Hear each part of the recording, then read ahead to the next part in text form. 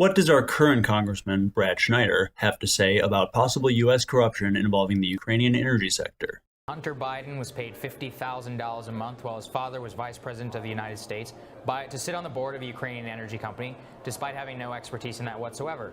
Do you think that that is evidence of corruption? So all of this has been discussed in the press, and Ukraine has said there was no substance to that. The president has historically long been involved with conspiracy theories. We can't lose sight of this simple fact. We know that Hunter Biden did, in fact, earn $50,000 on this board. That's not a conspiracy theory. We know that he has little to no expertise in Ukrainian energy sector. So is that unseemly? Is that the type of thing that we should be accepting from a prominent Democrat? Again, that's a separate issue. There is no question that what the president is trying to do is to pressure an ally, a key strategic ally facing a dire threat from Russian troops, not just on their border, but in their territory. If a Democrat wins the White House, so their vice president allowed to have a child who serves on a foreign energy company's board with interest in the United States. We can talk about what people should be allowed to invest in, what jobs they should be allowed to take. That's, again, a different issue. What does independent candidate Joe Monack have to say about possible U.S. corruption involving the Ukrainian energy sector? Russiagate's a distraction from Pizzagate, Ukrainegate, Epstein, Weiner, and Biden. I've known about this for a full year. I posted this meme February 23rd, 2018. Pizzagate pointed to Ukraine, and now even Russiagate is pointing to Ukraine. Heinz, Kerry, Biden, Podesta, Manafort, family relationships to Burisma and the Ukraine. Why are we talking about Russia, guys? My guest, Joe Monack, found most of this 2 years when it was overlooked by everyone else. He got stuck with Russia, Russia, Russia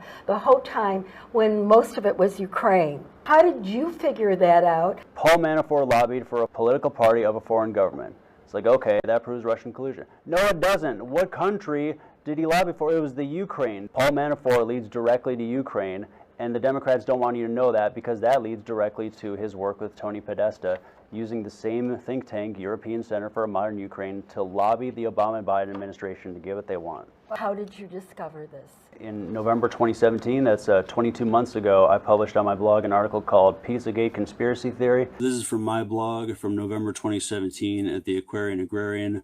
And I wrote, Tamara Stanton-Luzato's second and current husband is David J. Leiter, a former lobbyist for Burisma Oil Company headquartered in the Ukraine. David J. Leiter lobbied on behalf of Burisma years ago. His wife was an advisor for Clinton, Hillary Clinton, and Leiter was an advisor for Kerry. There's all these people with ties to Burisma and the Party of Regions. The Ukrainian Party of Regions, which had Viktor Yanukovych as its president and Mykola Zlochevsky, the founder of Burisma, as its ecology minister. There's all these people with ties to Burisma and the Party of Regions, including Manafort, Podesta, 6 American political families I've found out. I've been trying to focus all this stuff on Ukraine because Burisma and Joe Biden, if they look into Joe Biden, it's going to turn up just Paul Manafort's dealings in Ukraine, Tony Podesta's dealing in Ukraine. Why was it overlooked by everybody else? Because they were busy downplaying the credibility of the WikiLeaks. And there's an email from October 8th, 2015, where Tamara Stanton-Luzato at Pew Charitable Trust and a former senior aide of Hillary Clinton, she emails John Podesta and a bunch of other people about a party that they're having, and you can go to the WikiLeaks, October 8th, 2015. I looked into who this Tamara Stanton-Luzato woman is, and it turns out her husband was a lobbyist for Burisma, the largest energy company in Ukraine. Pizzagate pointed to Ukraine, by which I mean David Leiter and Tamara Luzato, since Leiter worked for Burisma, and his wife emailed John Podesta about how her granddaughters were being a heated pool for entertainment. Pizzagate pointed to Ukraine. And now even Russiagate is pointing to Ukraine, which I said a year ago when Manafort was suspected of being an unregistered foreign agent, which I knew a full year ago was for Ukraine, not Russia. And nobody wants to talk about that because that's going to expose both parties. Don't Democrats look hypocritical if they want to impeach the president for corruption while turning a blind eye to what may be lesser corruption on the Democratic side, but to say that, you know, it's fine for a child to basically cash in on their parents' public service? Again, I'm going to focus on the current office holder, the President of the United States, misusing his office, abusing his power, and putting his interests ahead of the national interest. That is my focus. We can have conversations about the other issues, and we need to have transparency from our elected officials. We need to get big corporate money out of our elections. All of those are things that we need to do to restore people's faith in our government. we can't trust either political party because they're both just afraid to investigate each other, because that investigation will just turn up dirt on the same party that's doing the investigation. And that's why we need a third party. Hi, I'm congressional candidate Joe Monack, and I'd like to ask for your vote in 2020. Right now, Illinois' 10th District has a U.S. congressman who won't give straight answers on impeachment, the Biden-Ukraine scandal, or even his own key issues, environment and health. But unlike Mr. Schneider, I am willing to give the public straight answers. Unlike the incumbent, my opponent, I believe that when it comes to the president, there is more to investigate than just Ukraine. But that goes for both political parties. That's because 7 major American political families have ties to Ukraine. The Bidens, the Heinz-Kerry family, the Podestas, the Pelosi's, the Leiter-Luzzatto family, and the Trumps and Clintons by proxy. Additionally, Paul Manafort, David Adams, Devin Archer, Mitt Romney, and Cofer Black. I knew that Russiagate would lead to Ukraine a whole year before the Hunter Biden Ukraine scandal went mainstream. I knew that Pizzagate implicated Ukraine 10 months before that, while more in-depth researchers knew that way back in late 2016. Now, I'm not saying that I predicted the current Ukraine-Biden scandal, and I'm certainly not trying to disparage the Ukrainian people nor advocate for any American intervention there. I'm only saying that I read some of the early reporting about Hunter Biden, Paul Manafort, and Tony Podesta having ties to the energy sector in that country. I might be the only candidate in Illinois' 10th District race who believes there could be something to both Russiagate and Pizzagate. I am an independent with both libertarian and socialist streaks in my past, and I have never joined either of the 2 major political parties. I want any and all allegations regarding any parties dealing with any country, whether it's in the way of business corruption, election interference, spying, or sex trafficking, dealt with equally and fairly, because I believe every accuser should have their day in court, and the primary purpose of government should not be to protect criminals, businesses, or anybody from lawsuits. We need to take all of these issues seriously, and I will likely be the only candidate in the 10th District race who gives the issue of corruption in our government the attention it deserves, while also giving enough attention to articulating forward-thinking policies on environment, health, and other issues at the same time. I'm not going to avoid talking about my often radical views. I actually oppose Obamacare and the EPA, but not for the reasons you might think. We can argue about whether they're constitutional, how to pay for them, and whether they've accomplished what they intended to do. But the more important questions are they working? Are they helping people? Can we do better?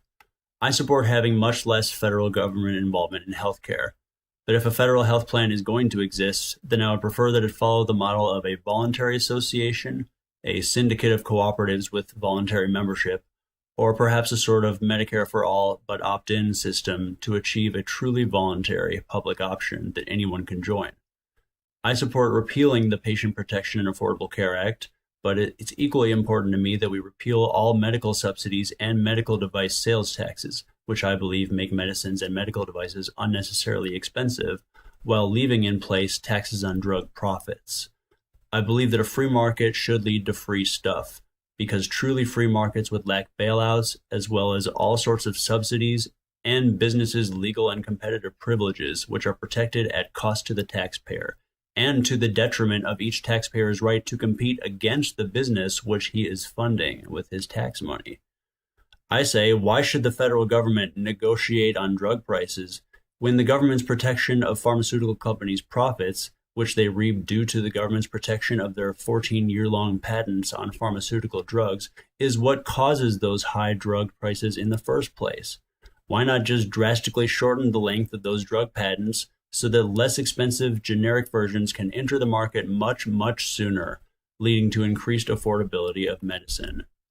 Furthermore, why should we have an environmental protection agency that either of the major 2 political parties can come along and dismantle and disregard, when we could instead, or at the same time, have local solutions by the way of community land trust to tie residents' economic future to the health of the environment?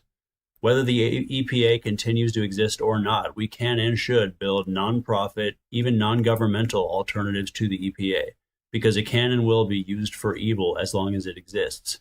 Moreover, no constitutional authority for the EPA even exists in the first place, and in my view, it's inevitable that someday an honest Supreme Court will come along and find that the unconstitutional legislative actions and illegal presidential signing statements and suggestions about what sort of legislation ought to exist and sweep these alphabet soup agencies away, seeing that there is no reason for the federal government to be anywhere near even half of its current size.